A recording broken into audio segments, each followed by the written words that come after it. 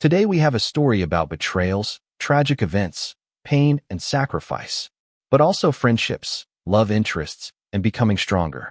So come along for the ride as we unravel dark twists, go through emotional roller coasters, and discover some of these complex characters together. Here's our protagonist, wearing the student uniform, wielding an axe. He is being confronted by two more fierce-looking wolves with purple energy glowing in the dark of the night. Who wants next? Our guy standing there, blood-soaked clothing, axe drenched in blood, is looking ready to beat some wolves up. Just then wolves sprint forward, zigzagging across the field trying to look for an opening. As they reach our guy in an instant they leap into the air, ready to pounce, bodies surrounded with a black demon energy. With streaks of gold in the air, one of the wolves is deleted instantly. Blood is sent flying through the air. Ripping the blade out of the wolf body, he spins around looking for the second wolf. The wolf is in front of our boy, mouth wide open, showing his intent for violence. And just like that, it's slashed right in the mouth. Noticing another wolf, he dodges out of the way. Blade in one hand, axe in the other. He tries to parry the wolf's attack, adjusting quickly to a second wolf's incoming attack. Slashing through the air, he expertly falls yet another wolf. The pack of wolves are relentless with their attack patterns, blood still spraying out of the recently deceased. Our boy, once again dodges. Nearly missing a chance to end this encounter, the wolf misses his bite attack and chomps down onto our boy's blade. With his left hand free and the wolf clamped down onto his blade, our boy sees an opening as he swings down with his axe. Discarding yet another wolf beast, blood flying through the air, shooting in every direction. Thanks to you, I now know that the letters were real. So there's no reason for me to keep you alive any longer. A close-up of our boy, victory at last. I love that the opening of this story had a nice action-packed battle right off the jump. Moving on, we see our boy Ian yelling, "The midterms are finally over. I managed to survive in this damn academy yet again." It states Ian Purkis, Department of Swordsmanship, 3rd year. Celine, Department of Knights, 2nd year, says, "Geez, it was just the midterms. No need to make such a big deal about it. You can still get expelled if you fail the other exams." Leto, Department of Swordsmanship, 3rd year, says, "Just leave him be. He's happy because he did his best." Cheeks all blushed and red, holding a bottle of some booze. Exactly. Even though I may not be good at swordsmanship, I passed with my footwork and movement skills. Leto then says, "Even if you manage to do that, you'll probably end up working security in a mid-sized city after graduation. It's nice that you two can be so carefree, but for me, it's like my life expectancy decreases with each exam I take. Come on, Celine, I mean we are in the best academy in the Empire. Of course it's not going to be a cakewalk. Why would you say something so stupid, you idiot? You're the one who started it, Celine. Anyways, you do know that the first period tomorrow is a practical swordsmanship class, right? You'll get points deducted if you're late. So go home and get some sleep." Seriously, why does there have to be a practical class right after exams? What's the big deal? I'm going home too. Now see you guys tomorrow. Yeah, okay, see you tomorrow. Okay, see ya. Sigh. I'm never choosing a morning class ever again. I'm exhausted. I'm going to sleep like a little baby tonight. Delphirum. Delphirim keeps echoing. Black birds are picking away at corpses. The world turns red. A lone man sitting down, cloaked in black. Delphirim is coming. We must stop him. Ian is then woken up from his dreams. What the heck is that? Was that a dream? Delphirim, isn't that the one from the myths? Damn, I need to quit drinking. What's with the letters on my desk? What's with the date on the calendar? Isn't today the swordsmanship practical? I think he was looking at the calendar as if it was a cell phone or something, because technically the calendar would look the same all month long unless you crossed off the days or something of that sort. Moving on, we see Ian has picked up the letter sealed by a red wax stamp. As he opens up the letter, we can see that the letter was written in Wingding's font. Did the person who wrote this letter also turn over the calendar as well? Ah, that explains it, guys. It must have turned over to a new month. Ian continues, "From the handwriting, it looks like a woman wrote it. No freaking way. Could there be someone in the academy who has feelings for me? I'm going to be late for class, but I can't open up the letter and not read it all the way through. That would just not be polite." Well, boys, we understand and can read Wingdings now. The letter reads, "I thought it was a vain story from a fairy tale I read as a child. And sometimes I still think it's all a dream that our names were engraved on the pages of that book. What beautiful handwriting. Wait, fiancé. Raids? Yada yada yada. Hunting festival. Demonic beasts. Yada yada yada. Practical class. I'll dream of you tonight as well. From Cephia. The year 571 of the imperial calendar, on the 5th day of the month of the bow. I must be getting punked. Someone is definitely trying to mess with me. The dates on the calendar don't even match up. It doesn't even seem like they put any effort into it at all. If you're going to do something like this, you need to prepare more thoroughly, Cephia. And then there's that vague part at the end. What a letdown. If we don't protect the future, the world will perish? Come on, what's that supposed to mean? Okay, time for class. Enough of this bullshit. Who would write me a love letter anyways? A moment later, Ian is on the campus of the academy. Everyone seems to be gossiping about our boy. Careful, if you lock eyes with him, he's going to try and talk to us. Isn't he the crazy one? Is he the one from the rumors? I heard he beat them. Ian begins to sing. I got the feeling somebody's watching me. Why the hell do I have an axe equipped also? Seriously, what the hell is going on right now? Leto. Celine. Man, I don't know what is going on. They just ignored me and walked the other way. Ignore him, Celine. Just act like you don't know him. Leto, I know, obviously. I don't want to be dragged off to a strange place again. Hey, are you even listening to me? Huh. Wait, hold on.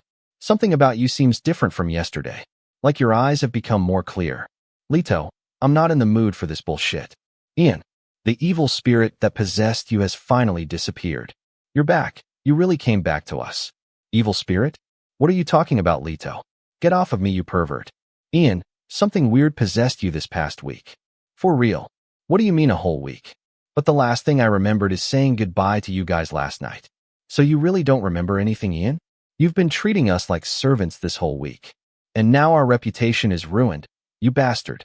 We would have brought you to an exorcist if you hadn't threatened us with an axe. By axe, do you mean this one?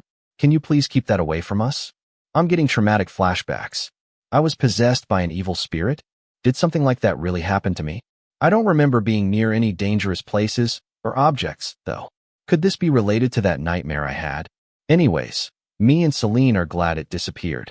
Seriously, Ian. Thankfully it's gone before another incident happens. What do you mean, Celine? Did I really get into an incident? Yes, you did. Something really crazy too. You beat the second year's top student. Come again?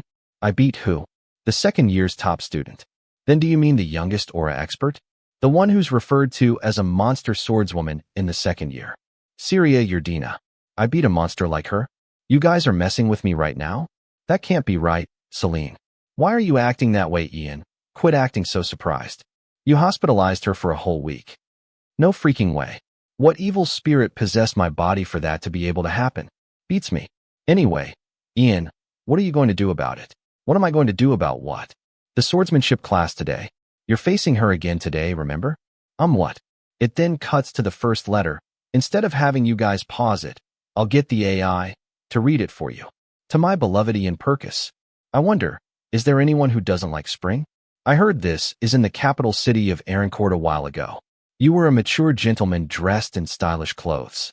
Your eloquence and calm demeanor left an impression on me. Now that I think about it, I suppose you must have used to work for an aristocratic family. You said that you wandered aimlessly last winter, but your smile was as warm as the spring sunshine. It must have been because winter was over. Unbelievable. Before this, you could never last more than 10 seconds against me. And yet, she's then interrupted. What's unbelievable is your mediocre swordsmanship. Our boy is shown just terrorizing this poor girl as he begins to unload hit after unanswered hit, hitting her in the face, sending her flying across the arena, dashing at her while she tries to get up, disarming her as she gets swatted so hard it leaves her airborne, back arched like a banana. Onlookers in the crowd watch on in this humiliating defeat. Wasn't Syria virtually undefeated, even against fourth-year students? Yeah, and Ian won against someone like that? Aren't you even a little suspicious? You made a move at every little opening I showed, didn't you? Without even realizing that it was all a trap. Out of everyone, just why did I have to fight someone who's in the same class as me? It would have been fine even if I were up against someone I could beat, but I'm fighting the Academy's unbeatable student, Syria Yerdina. Ian, call it a quits while you still can and surrender. But that Syria sure is persistent. For real. Like, she lost miserably, but she won't even accept it. The professor always covered for her because she's strong, but I bet this totally bruised her pride. Yeah, even I would have felt ashamed. We'll now begin the match. Quiet everyone. Remember, this match serves as a substitute for our class, so this will be reflected in your grades. Damn you, evil spirit. You should have at least dealt with things before disappearing. You just did whatever you wanted and then just dipped. What am I supposed to do with that? Losing a few marks in this class won't be a big hit for her. However, if I fail this class, I'll end up a neat living with my parents. All right, I just need to hold out until she's satisfied. Hopefully 10 minutes will be enough. And with that said, within the first second of the fight, Syria is on that ass. Swinging her sword with a vengeance, she cuts the air with a light blue streak from the left to the right side of her body, leaving Ian flying meters into the air, flailing his legs and arms as if he's trying to run through the air away from this girl, eventually landing on the ground so hard that it damn near knocked the wind out of our boy. Gasping for air, he has come to the realization that he's screwed. He's not even going to last a minute with this girl, much less 10. He'll be lucky he doesn't end up in the damn hospital. But he knows if he gives up now, that girl would never accept it. I have to hold out a little longer. He says it's my turn now, bitch. Syria just says, do whatever you want, boy. He dashes forward as his body is covered in a red aura, streaks of energy left in his wake. Eyes glowing yellow, he leaps into the air to perform an aerial attack, cocking back his sword. While midair, he comes to realize that his body is feeling lighter for some reason. Just what the hell happened when his body was possessed? Ian, thinking to himself, my body is moving exactly as I want it to. Seeing all of this, puts a smirk on Syria's face. Just then, as if an adrenaline rush just hit, her eyes begin to glow blue. Menacing energy surrounds the area where she stands. Whack! Syria disarms Ian, who is left mouth wide open. Boom! To the midsection of Ian's body. Our boy on his hands and knees, Syria standing over him says, so you didn't show me that opening on purpose? Yet last week, you brushed me aside so effortlessly like you were just toying with me. Last week this, and last week that. I'm going to lose my shit if I hear that one more time. And whose fault do you think it is that I ended up the laughingstock of the whole school? Syria leaps into the air, both hands clutching her sword, is about ready to take Ian's head off with this one swing. As her blade comes down, Ian lifts up his sword in order to block her oncoming attack, is thinking that there's no doubt about it. Both his kinetic vision and reaction speed has improved. I should be a match for her now. Syria then pulls out the Elden Ring Millennium move, which sends our boy, yet again, crashing into the ground hard. She's going to dash in and swing from the side. Next, it will come from below. The next one will be from the front. Or, at least, that's what it looks like, but it's actually a continuous assault. It's a pain, but I'm somehow keeping up. Still, why does she make so many unnecessary moves? Ian, trying to catch his breath, is a bit shaken up. Syria is then heard saying, don't charge in just because you see an opening. Assume it's a trap. Isn't that what you told me last week, Ian? That's why I asked for a rematch. But you're doing awful. Isn't it about time you get serious, Ian? I see. While my strength has certainly grown, she isn't the same as last time either. Thanks to all that shit-talking possessed Ian said to her last week, she's making more unnecessary movements. The echoing sound of the battle between Ian and Syria ring across the courtyard. Syria's fighting prowess is shown, and Ian is doing just a little bit better as the fight goes on. Continuing to move forward, Ian is trying his best to go blow for blow with her. The goal for him isn't to beat her, it's to last at least 10 minutes, remember? All right, I've gone toe-to-toe with her equally for long enough now. If I call it quits now, she won't be able to say anything. Good. Now that you've finally gotten serious, it's time for me to show you what I can do too. This is it, my chance to check out. If Ian doesn't get up in 5 seconds, Sierra wins. The possession and the duel with the top student, they've been the most unbelievable things that have ever happened in my life. The teacher counts 1. Still, I've done what I had to do to make amends. I have to become a normal person again. The teacher counts 2. Syria says, you took that hit on purpose just now, didn't you? The teacher counts 3. Syria continues, don't think you can just bitch out of this one like that, Ian. I'll just request another duel if you end things like this. Even if you refuse or skip class or whatever, I will challenge you again and again, until you have a taste of the same humiliation I felt. I'm struggling like hell right now for something I don't remember doing. Are you really treating me like an arch nemesis just because I messed with you for a week? Ian, if you want to withdraw, you should do it now. How about it? Do you want to stop? No. I can still go on. Fine. Then the duel will continue. Get ready, both of you. Good boy. We couldn't just let this end like that. Glowing in red aura, our boy says, I can't run away now. I'm gonna rip that shitty pride of yours to pieces again today. For some reason her fingers bother me in this picture. Ian, standing there, doesn't seem to be even moving into a defensive stance. Eyes glowing yellow. He's determined to finish what possessed Ian started. He reaches out and grabs Syria's sword with his bare hands. If it wasn't a wooden sword, he would have to get a hook for his left hand. Let's be real. No way.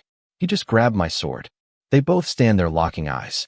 He then says, like a Chad, gotcha bitch. Okay boys, story time. This is the first letter, page 2. Every time we do, we think of what we've accomplished. Protecting the world and becoming heroes. I thought it was a vain story from a fairy tale I read as a child, and sometimes I still think it's all a dream that our names were engraved on the pages of that book. It's all thanks to you. No, it's just as you said. It may be thanks to all of us. I can't run away now. I'm gonna rip that shitty pride of yours to pieces again today.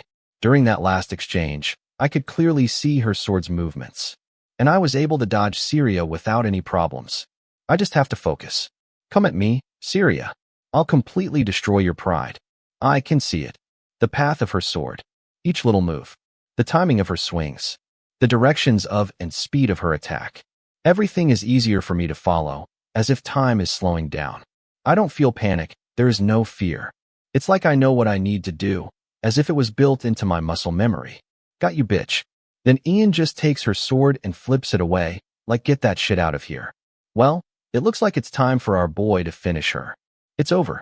Syria, eyes wide open, a bead of sweat dripping down her face. Both of Syria's hands are guarding her head.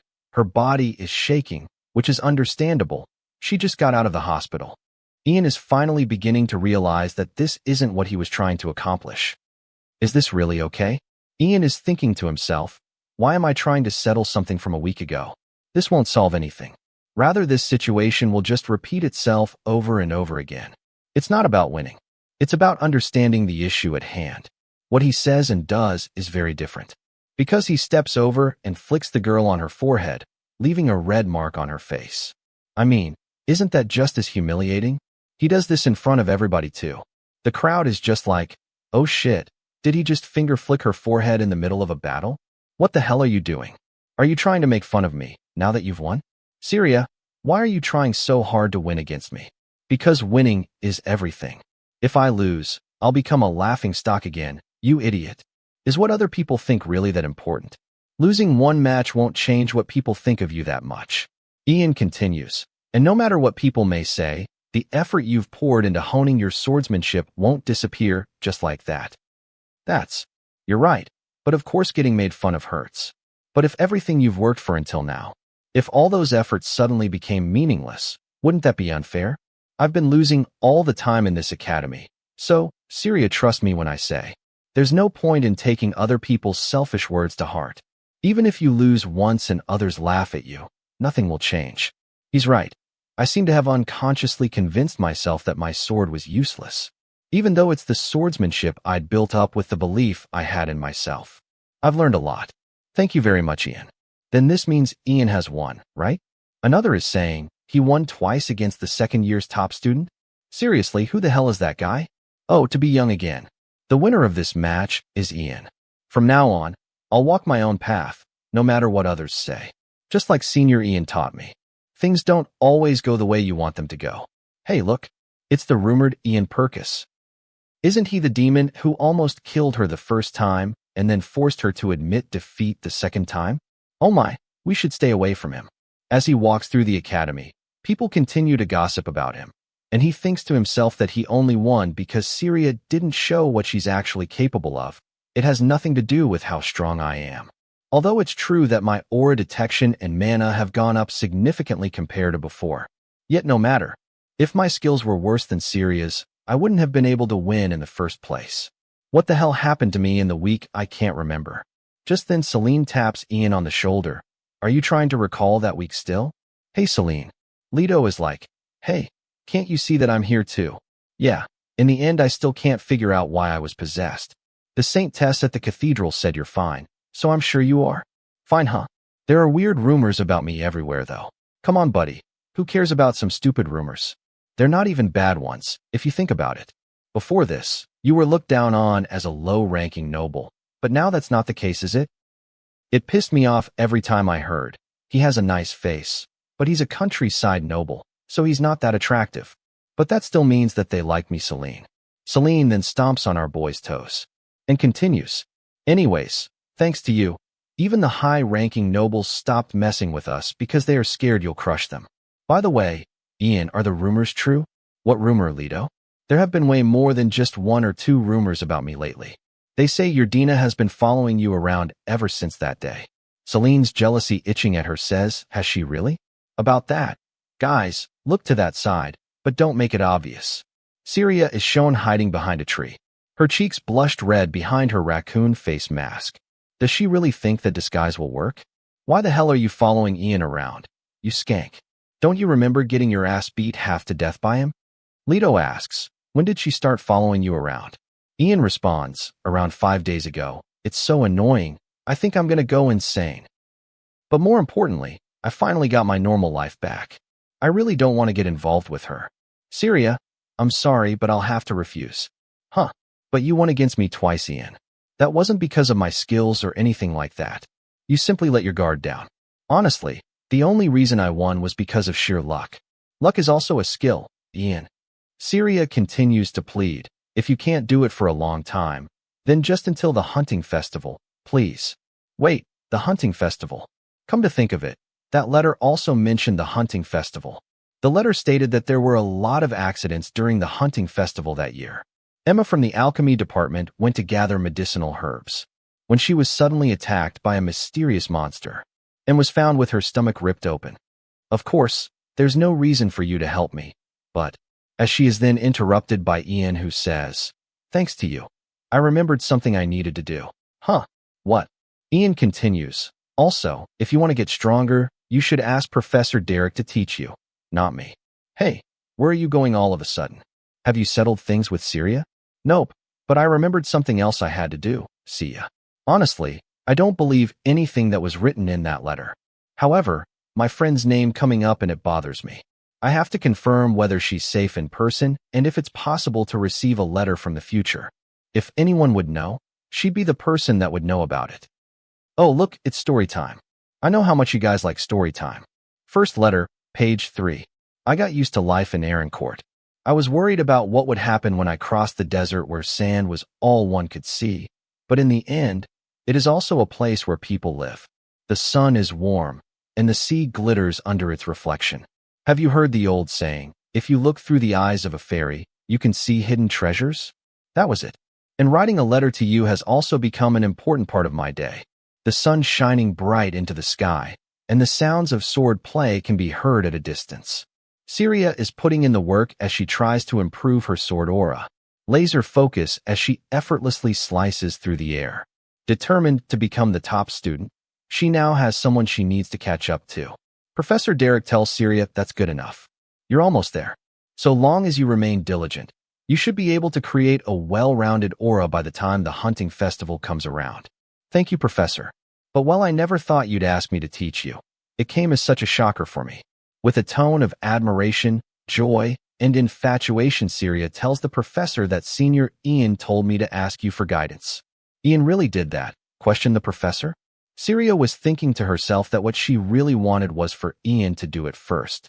Well then, Professor, I'll be taking my leave. It doesn't look like you can teach me anything else. This girl is a bit awkward socially anyways. All right, Syria, until the next class then. Syria bolts off as the professor says, Syria, there's no need to rush. Even that guy only managed to place second in the hunting festival in his second year, you know? Syria is left thinking that it's kind of odd for a professor to ask you not to rush yourself when you're eager to improve your grades. Syria, I'll give you a hint since it's your first hunting festival. Familiarize yourself with the terrain and monsters of the southern forest. It's where the hunting festival will be held. I'm sure your upperclassmen have already started to do so. The southern forest. Are there any strong monsters there, Professor Derek?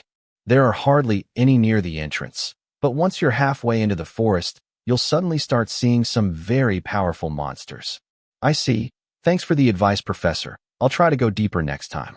Syria, don't go too deep on your own, though.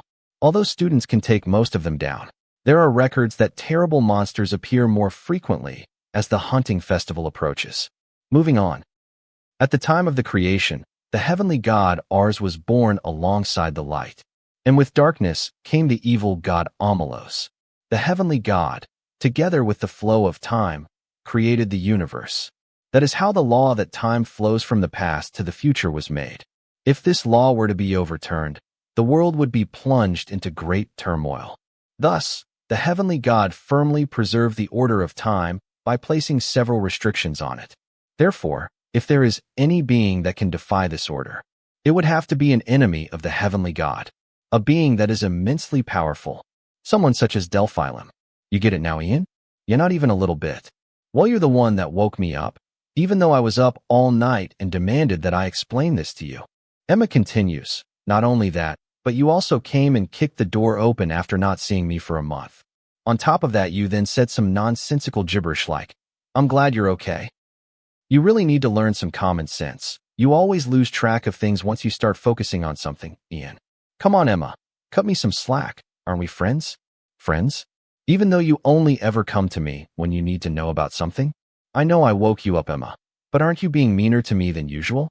I said I was sorry. But, for real, girl, can you please explain it to me in a way that even I can understand it? Well, at least you're sorry. All right, I'll tell you the gist of it one more time. If you're trying to go against time, obviously, you will need immense strength, right? Yes, you have to be powerful. And there's only one being in the world with that much power. That being is Delphilum, the servant of the evil god. Okay, so you're saying the letters that I got were from Delphilum?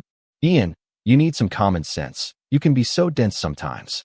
But Emma, that's what you said, didn't you? Put it this way, if I had to name someone, it would be Delphilum. But how could a mythical? Again, I'm stressing the word mythical being do such a thing when we don't even know if they exist. Then what if it's the evil god's doing, Emma? Well, we don't know if he exists either, Ian. Oh yeah, I guess you're right about that. In any case, it's impossible to get a letter from the future. You should go back to your room and make sure it's secure. Isn't she being a little harsh to treat me like an idiot just because I said something crazy? Then again, I guess I'm also crazy for actually believing that I got a letter from the future. Oh right, Ian, wait a second. There's something I want to give to you. What are these, Emma? They're presence-erasing drugs. They're a new product. Try one out and see if it works. So you're saying that if I drink this, I'll become invisible? It doesn't make you invisible. It just erases your presence. Hey, wait, what are you doing? Why did you drink it right away like that? Oh my God, this shit tastes awful, Emma. You know that this stuff is really valuable, right, Ian? All I have to do is see if it works or not, right? Go and try closing your eyes for a second while I hide. Well, the more test results, the better. All right, I'll close my eyes and try to feel your presence. Ian begins to release a smoky blue energy. This is incredible. I can't really put it into words, but even I can't feel my own presence. As if it's like I turned into a ghost or something. Ian is then seen jumping from right to left and waving his hand in front of her face. Good thing he's not a pervert like this AI narrator. It'll give me a tremendous advantage during the hunting festival. Just then, out of nowhere, Emma reaches out and grabs Ian by the tie. Emma, how did you find out? The potion is a no-go. Damn it, why didn't I think of that? What do you mean? Why is it a no-go? Because of body odor. You don't have a presence, but your body odor is still there. My body odor? Everyone has a body odor unique to them that they usually can't smell themselves. It didn't come to mind when I tried it on my own. I'll need to do something about it. I see. Good luck with that. Why am I even worrying about you when you're insanely strong? Are you going back now, Ian? Now that I know you're fine, I'll drink the other test tube in the forest and report back to you. Oh right, Emma, don't go into the forest alone until the upcoming hunting festival. If you really have to, then call me first. Got it. I heard the monsters there have been acting strange lately. Is that so? Okay, I guess this is exactly the time to put you to good use. That's right, Emma. Since I'm free, put me to good use. Okay, We then move on to sunset at the dormitories, and Ian can be heard yelling, "Damn it. Who the hell keeps on sending me these damn letters?" Anyway, I already warned her not to go alone, so I think she'll be fine. Leto then comes barging into the room and says, "Hey, where did you run off to earlier?" "Thanks to you. I had to calm down furious Celine." "Perfect timing. It's you, isn't it, Leto? Do you know how much Emma made fun of me because of your letters?" "What? What letters?" "So you went to see Emma. How is she doing?" "I get it, Leto. So this is how you want to play this. Fine, I'll let it slide. But next time don't tell me someone's going to die. That's just too much." "Dude. Ian, I asked you how Emma is doing. What are you even talking about right now?" It all started with Emma, a student of the alchemy department, gathering medicinal herbs when she was suddenly attacked by an unknown monster and was found with her stomach ripped open. "Anyways, how's Emma doing?" "She's fine, of course. How could she not be?" As Emma sits leaning against a tree, soaked from head to toe in her own blood, with a figure of a wolf glowing in purple energy. Remember the clip in the beginning of the story where Ian is battling a bunch of wolves and comes to realization that the letters were real? Well, we'll see. Okay, boys and girls, your favorite time has arrived. It's story time. Letter number 1, page 4. At first, I was a little skeptical when you asked me to send you a letter once a month. I mean, it's you, Ian. But I also felt my heart pounding a little, thinking that you, who always smiled at me without a word, would miss your dear lover when you had to send me off so far away. But as usual, I seem to be the only one who felt that way. I send you a letter every 2 days, but you only answer once a week.